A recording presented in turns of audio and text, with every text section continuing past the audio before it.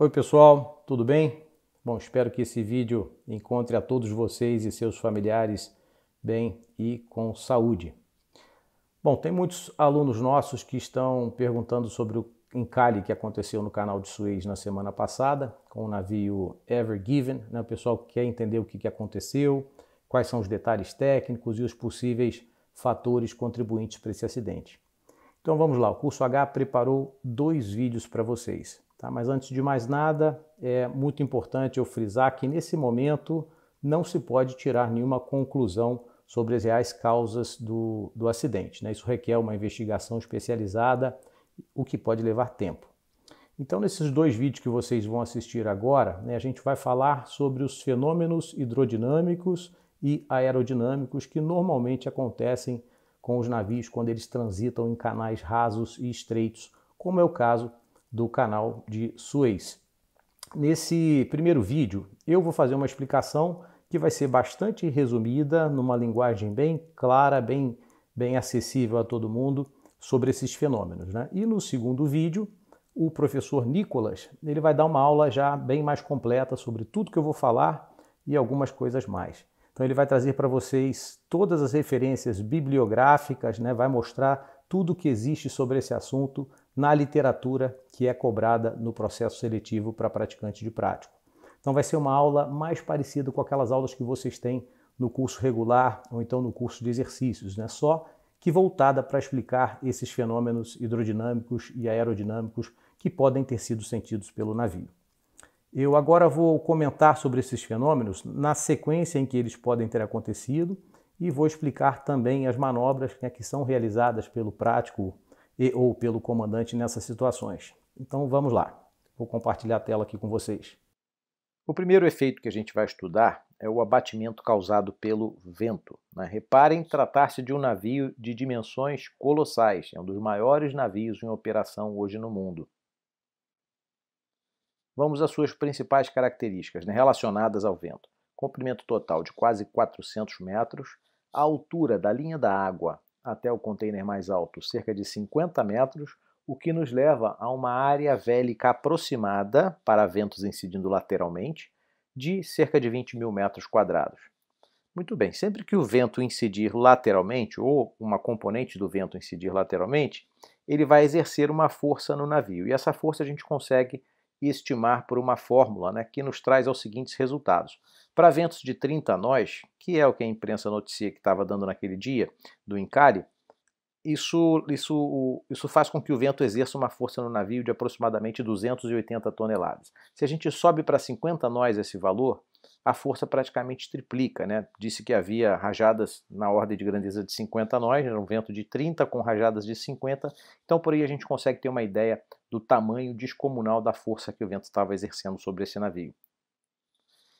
O que acontece quando um navio tem que navegar com alguma componente de vento pelo seu través? Ele vai ter que navegar um pouquinho de lado, meio que derivando, ou abatendo, ou ainda caranguejando, né? Essas são as palavras técnicas que a gente usa. Isso certamente aconteceu com o Ever Given. Outro efeito que estará sempre presente na operação em canais é o chamado bank suction, que nada mais é do que uma interação hidrodinâmica entre o navio e o banco mais próximo. O que acontece nessa região, nesse espaço restrito entre o navio e o banco, é que o escoamento ele tem que se comprimir, então a água vai acelerar e ao acelerar haverá aí uma redução da pressão estática. O resultado líquido é que surge aí uma força que tende a jogar o navio em direção ao banco. Essa força, o ponto de aplicação dela fica mais próximo da popa do navio e, portanto, essa mesma força vai fazer com que o navio tenda a guinar para fora do banco. Então aí em vermelho a gente tem representadas as forças e momentos de interação.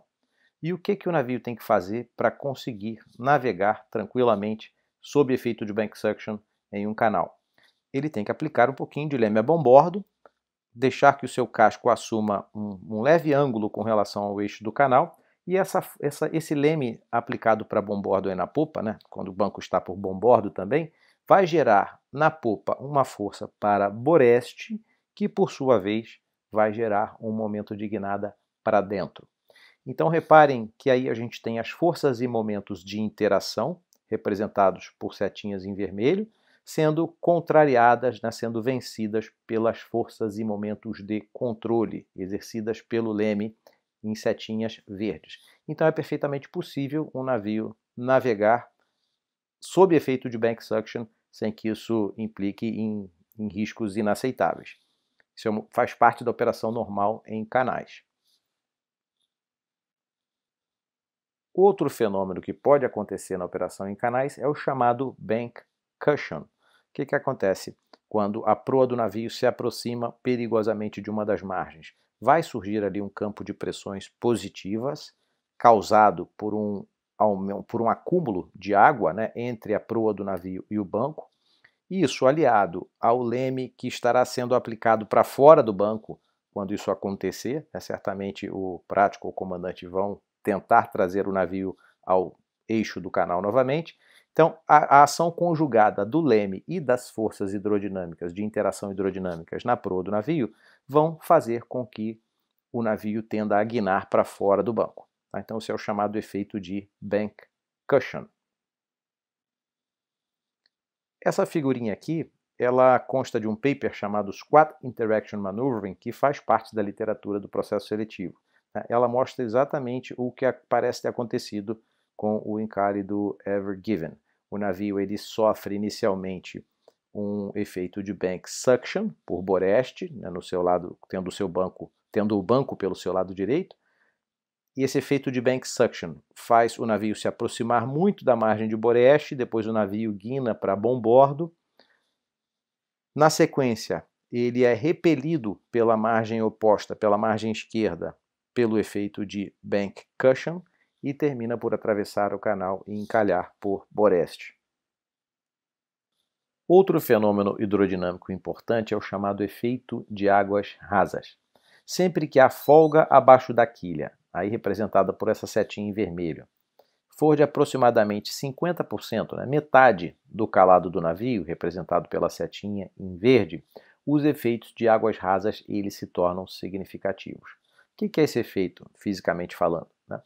Reparem que o espaço para a água escoar da proa para a popa do navio, quando essa folga abaixo da quilha é pequena, esse espaço fica muito restrito. Se houver uma restrição lateral no canal, como é o caso do canal de Suez, o espaço para a água escoar pelo costado do navio também fica restrito. Isso faz com que a água tenha que fluir com uma velocidade maior do que o normal.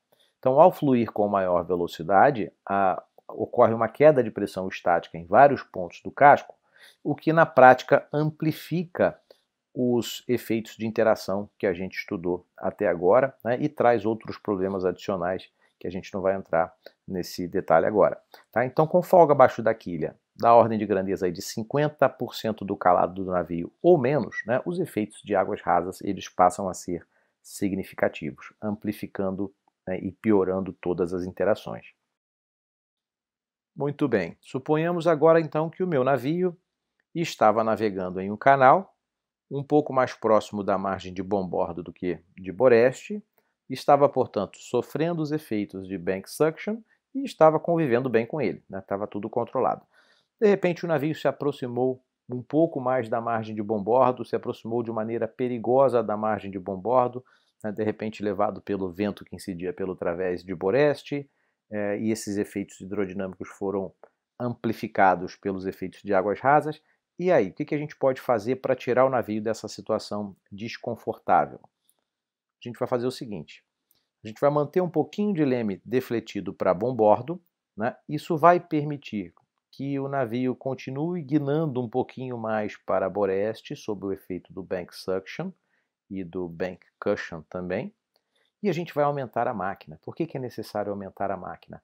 Para que o leme fique mais eficiente, né? A máquina, o hélice do navio, ao descarregar água sobre a porta do leme, faz com que o leme ele seja mais eficaz.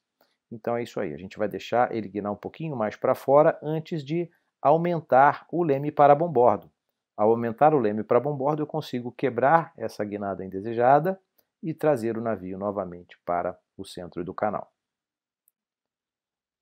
Navios navegando em canais também podem experimentar problemas de controlabilidade.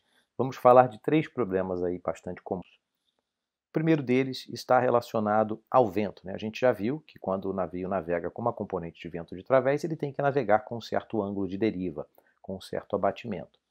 Quando a gente joga esse navio dentro de um canal e obriga esse navio a navegar com um certo ângulo com relação ao eixo do canal, a gente gera uma assimetria do escoamento, se a gente comparar boreste com bombordo. Então, haverá uma compressão das linhas de corrente na proa do navio e na popa também, em bordos opostos, e essa assimetria do escoamento vai fazer com que surjam forças que tendem a fazer o navio atravessar ainda mais no canal. Então, se o navio está exatamente na linha de centro, com qualquer ângulo, esse ângulo tende a ser acentuado, né? Portanto, isso nos leva ao nosso primeiro problema de instabilidade no centro de um canal, é que qualquer desvio de aproamento, ele sempre será acentuado pelas forças hidrodinâmicas. Então, qualquer navio no centro de um canal, ele está em um equilíbrio instável. O outro problema é quando o navio se afasta do eixo do canal, quando ele se aproxima um pouquinho mais de uma margem. O que acontece? Surge aí uma assimetria das linhas de corrente, né? Uma assimetria dos campos de pressão. E essa assimetria faz com que surja uma força, né? Um fenômeno parecido com o bank suction, que a gente acabou de estudar, que vai jogar o navio inteiro para cima do banco mais próximo e, ao mesmo tempo, fazer a sua proa guinar um pouquinho para fora do banco.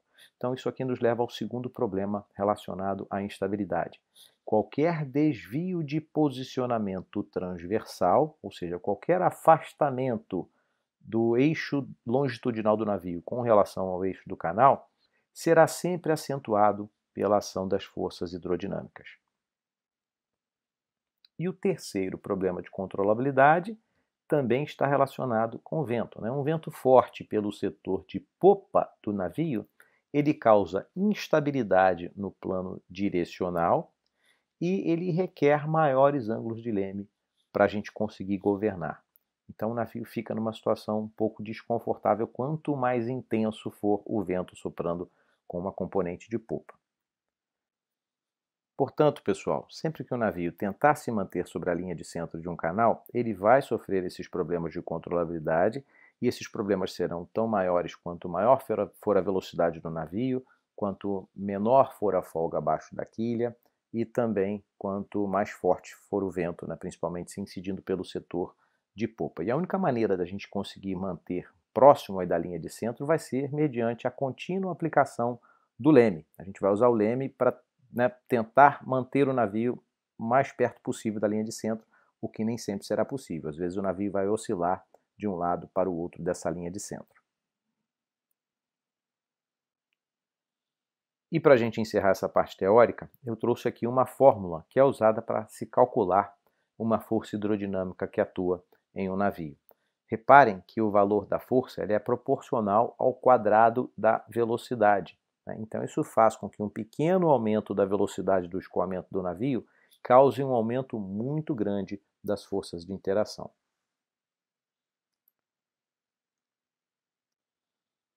Vamos agora tentar identificar os fenômenos hidrodinâmicos e aerodinâmicos que possivelmente afetaram o navio. O vento ele vinha do setor sul, aproximadamente 30 nós, com rajadas de até 50, o que apresentava uma componente pelo través de boreste do navio, jogando o navio para bombordo, para a margem esquerda do canal. Então, nesse trecho aqui, o vento joga o navio para a margem esquerda, a velocidade da máquina é aumentada, para que o ângulo de abatimento, o ângulo de deriva diminua. Então o navio vai de 8 até aproximadamente 9 nós nesse trecho aqui, mas ele se aproxima perigosamente aí da margem de bombordo, sofrendo o efeito de bank suction. Aí o prático inicia a manobra para safar esse bank suction indesejado, né? Ele deixa a proa cair um pouquinho mais para o centro do canal, enquanto aumenta a máquina e posteriormente aumenta o leme a bombordo, para trazer o navio com sucesso para o centro do canal. Para isso, né, o navio ele adquire uma maior velocidade para avante, o que, como já dissemos, amplifica todos os efeitos de interação que estudamos.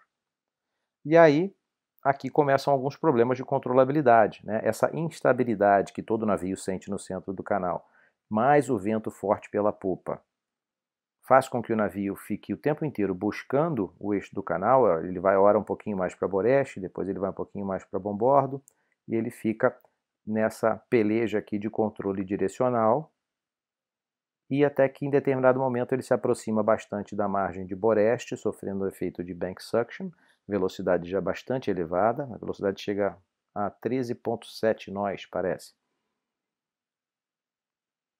Depois ele sofre uma guinada mais forte, um bank suction por Boreste, sofre o bank cushion por Bombordo, até que ele finalmente atravessa o canal.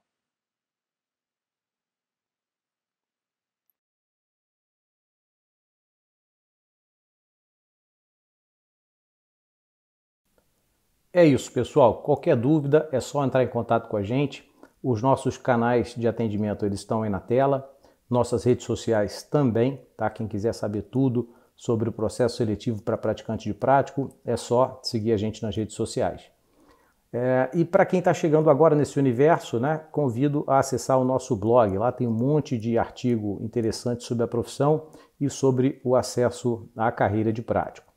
Lembrando que para participar do processo seletivo, que ele se assemelha, né, de certa forma, a um concurso público, só que com algumas características bem peculiares, é necessário ter curso superior completo, pode ser em qualquer área, tá? Mas não é preciso ser profissional da área marítima. Pessoas de qualquer formação podem participar. Para assistir ao segundo vídeo do professor Nicolas, né, que é uma aula um pouco mais técnica e completa sobre o encalhe no canal de Suez, clica agora aí no link do vídeo, ou então no link que está na descrição do vídeo, para poder assistir. Um abraço a todos, muita saúde e até a próxima.